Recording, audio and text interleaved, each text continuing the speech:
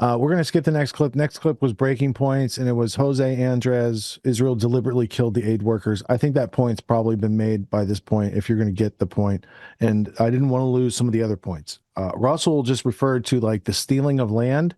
That's going to be in the next clip. So hold that thought.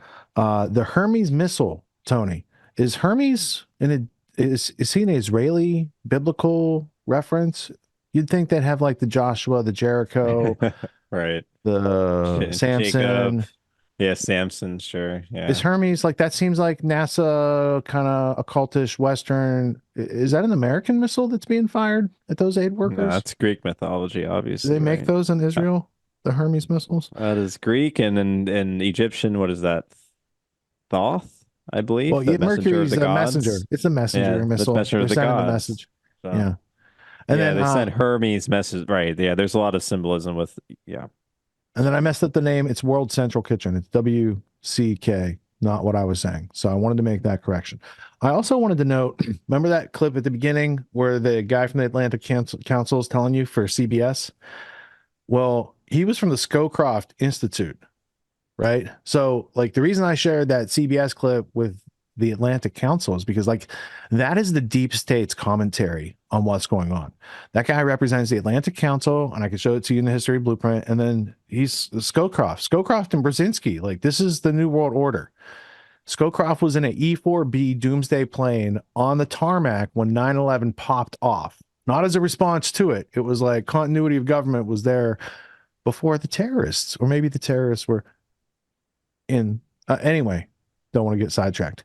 It's a substantial angle for them to say, no, you can't. You can't do Rafa like you did the rest of Gaza, and therefore, like if we're going to preserve this long game that they've been working with Israel, there's got to be changes made.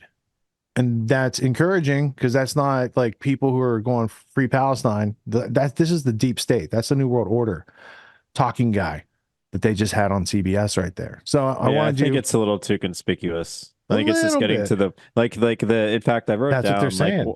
one of the big Slowly. problems is like if they should have done the whole Jocko Willenick like Iraqi freedom where they went where his team his SEAL team went into Ramadi and instead of just The doing Battle like of shock and Ramadi, instead of just friendly doing shock fire. Yeah. instead of just doing shock and awe, the purpose was to do the long game of trying to get civilian support, going out of their way to make sure that they actually flesh out the terrorists who are the actual terrorists and disambiguate between the terrorists and the actual population. And it's very difficult. It takes a very long time. You have to overturn people's opinions of you based on your previous actions and all these sorts of things. It takes a very long time. And obviously, Israel has been unwilling to do that. And they mentioned that in the first art in the CBS News report is that they would have been an easy sell if they would have done that, but they're not willing to do that.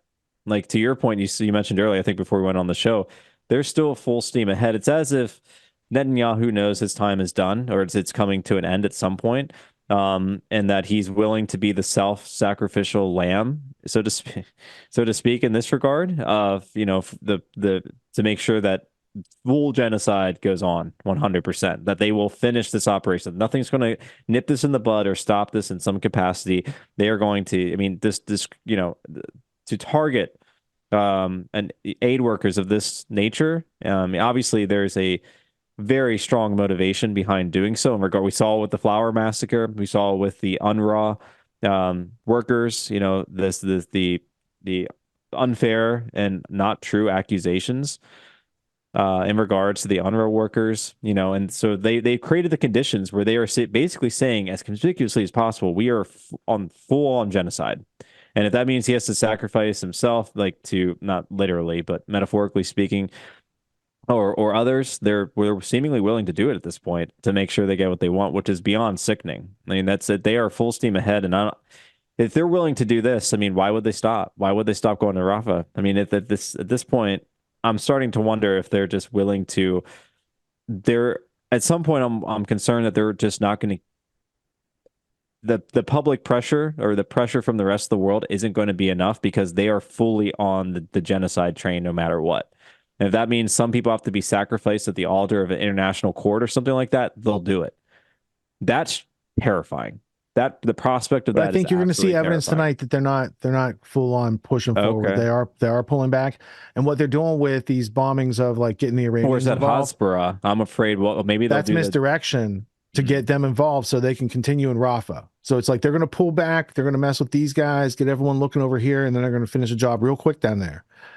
But I wanted to point toward the Atlantic Council, and right here is Brent Scowcroft down here at the. Is my mouse showing up? There we go. There it is. Yep. Brent Scowcroft, and then also part of the Atlantic Council, Anne-Marie Slaughter, who wrote a book for Princeton University, A New World Order. That's interesting, right? The Real New World Order by Anne Slaughter, Foreign Affairs, was also an article. So this is 100% Anglo-American establishment. The people that usurped America's power and put it on like a glove to wear and beat the world up with, this is them. So in that first CBS clip, even they, them, those who can easily be named are saying, whoa, BB, you're about to cross the line. It's like when a good friend's had a little too much to drink, like they're about to take his car keys and then they're going to like have to call for some help because BB might want to continue on, but like IDF spokespeople are being fired. There's a whole bunch of people who realize that what BB is doing is not good for Israel itself. It's not good for Jews as a group because he's doing a lot of things that a lot of other people who have nothing to do with it are being associated with. We're also going to look later tonight with Kim Iverson at the rise of anti-Semitism and these sort of things because of things that are going on across the ocean that none of us have anything to do with, but these phenomena are precipitating in a global manner all over the place. What makes the Grand Theft World podcast unique, invigorating, exciting, and informative? Most other podcasts out there are either doing straight up interviews or they're just covering the daily news. They're covering current events from the day they happened. And that is effective. It's useful. It's a great starting point. And then sometimes these current events change during the week past the first story. So we like to give it a little time. You have to wait till some of the dust settles on these stories in order to give them accurate coverage. And the other thing that's really missing in the media landscape is covering the articles that are coming out every day. That's great. That's necessary. But who's bringing in contextual history so that you can understand what has been going on for decades and decades to lead up to the machinations and actions that we see unfolding today? So what we do here on the podcast is we cover current events. Many of these things are censored, but we wait about a week. As a forensic historian, I focused mainly through my career on the history of globalism and collectivism and things that they call maybe the New World Order.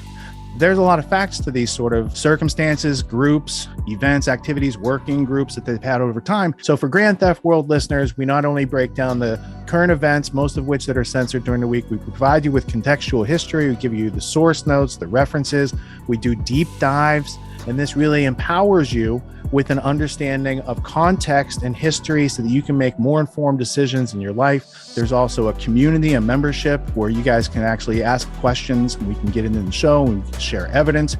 And there's a town hall weekly for Grand Theft World for those who listen to it and are interested in covering the stories that we don't get to during a 6-hour show. Listening to it an hour a day, you could easily consume the week's news, but you're going to have substance and meaning and context and understanding. And with that, you can make higher quality decisions in your life. So if you're interested in more quality in your life, go to grandtheftworld.com, click podcast at the top, and we'll see you there. Thank you. These allegations are false. This isn't Grand Theft Auto, folks. This isn't a video game. What are the most surprising things that you discovered once you started pulling on that thread? Who he was connected to, what institutions he was influential over, what events he participated in? Come on, man.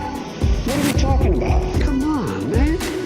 No. You don't have to think about it, dude. I got this quote because you said you didn't know much about Klaus Schwab. I made it my job to, as soon as this happened, I'm like, okay, this guy's their front man. Let me learn about the official history of the World Economic Forum. I got their 40-year history. I got every book that Klaus Schwab has written or ghostwritten. I went through those books. This is one of the most interesting passages. Come on, man.